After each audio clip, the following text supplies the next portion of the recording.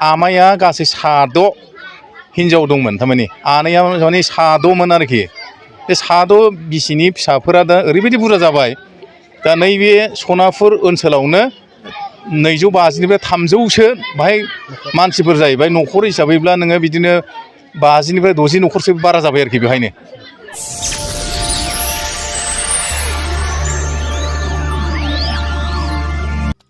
गिबि खेब अमरस बसुमतारी फोलेरारि जथुम खुंदों। क'क्राझार जिल्लानि सिङाव थानाय सनापुर गामियाव सासे बिफानिनो फिसा फिसौफोरा गावजों गाव सिनायलायनो थाखाय दिनै अमरस बसुमतारीनि फोलेरारिफोरा ज' जानानै मोनसे फोलेरारि जथुमनि गेजेरजों सावरायलायनाय हाबाफारि लादों।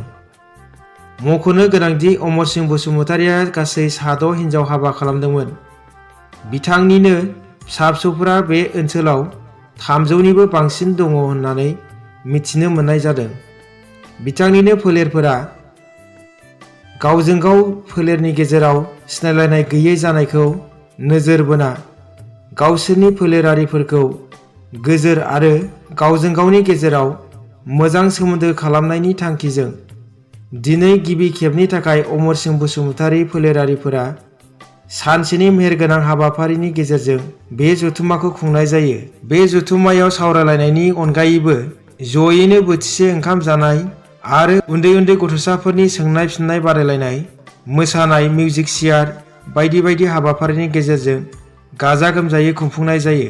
नोंनि नोम्फाखौ आफा जायोब्ला नोंनि नोम्फानि बिफाखौ मा जायो?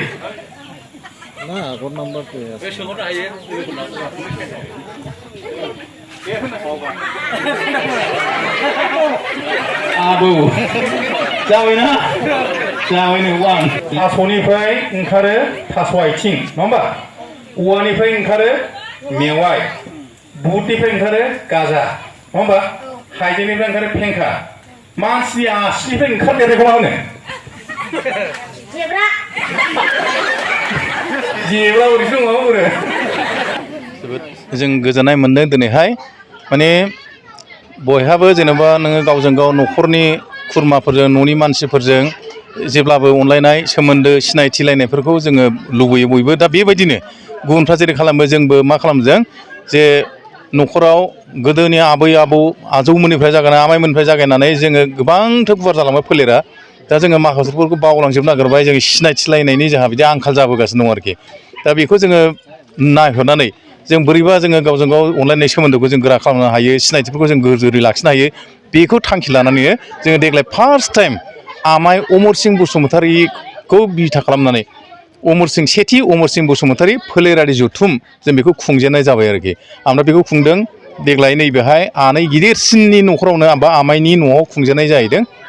देग्लायनिफ्राय जों जागायजेनबाय।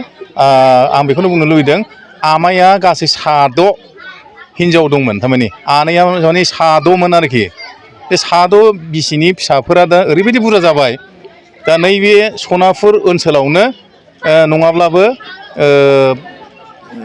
250निफ्राय 300सो बाहाय मानसिफोर जाहैबाय न'खर हिसाबैब्ला नोङो बिदिनो 50निफ्राय 60 न'खरसो बारा जाबाय आरोखि बेहायनो।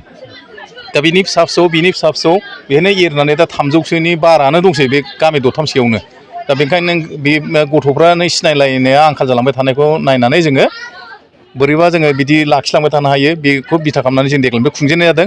आरो गिबि खुंजेननाय हिसाबै जोङो बेवहाय गिदिरसिनफोरनिफ्राय जों बिसोरखौ सिबिनाय बावनायजों लोगोसे बिसोरखौ जों माखासे बरायदों जायफोर दाबो गोथाङै दङ बिसोरखौ जों बरायदों मान बावदों।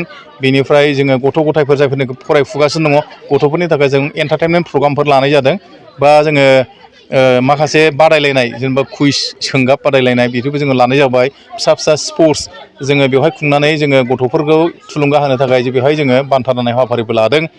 आइजोफोरनि थाखायबो जों बायदिसिना जों हाबाफारि लादों आरो जोङो बेबायदिनो दा जुथुम बावगोन।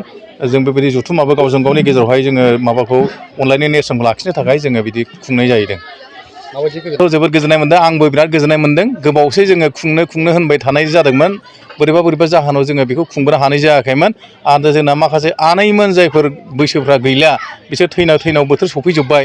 दा बिथांमोना जेब्ला बुंबाय थायो बोरै खुंनो होनो मानो खुंदिया जों थैलायलांनोसै मानोसै जोंबो नायलांनो गोसो दङ गथ' गथायफोरनि फिसाफोरनि बेफोरबायदि बुंबाय थानायावहाय जोङो देग्लायनिफ्राय जोङो थांनाय बोसोरनै बोसोरथाम सिगांनिफ्राय खुंनो नागिरदोंमोन नाथाय खाफाल हावरिया जे थांनाय बोसोरनैयावहाय कर'ना भाइरास पेन्डेमिकनि थाखाय जोङो बेखौ खुंनो हानाय जायाखिसै दा बोथोरा दा मोजां जाबोनायनिखाय जोङो नैबेहायनो माबायावहायनो नैबे बोथोरावनो दा बेखौ खुंजेननाय जादों आरोखि दा जोबोद गोजोननाय मोन्दों स्पेसियेलि जायफोर आनैमोनजों लोगोसे जायफोर बैसो गोरासिन बिसोरो बुरैबाय बोरायबाय बिथांमोनहा जोबोर गोजोननाय मोन्दों दा बिसोर गोजोननाय मोननायखौनो जोंबो गोजोननाय मोन्दों आरो लोगोसे दा जायफोरनाखि फैगासिनो दं गोदान गोदान जोलैफोर फैगासिनो दं गोदान जोलैफ्राबो दा बिसोर गोजोननाय मोन्दों दा नुनो मोन्दों गिदिरफोरनि न'खरनि खुरमाफोरनि बिदि मोखां नुनो मोन्दों सिनायथि मोनलायलायदों दा बेखौ लानानै आं सानो जों जेरै गोजोनदों उन्दैफ्राबो गोजोननाय मोन्दों गिदिरफ्राबो गोजोननाय मोन्दों आरोखि आरो बेखौ जोङो लाखिलांबाय थानो जेब्लाबो नाजालांबाय थागोन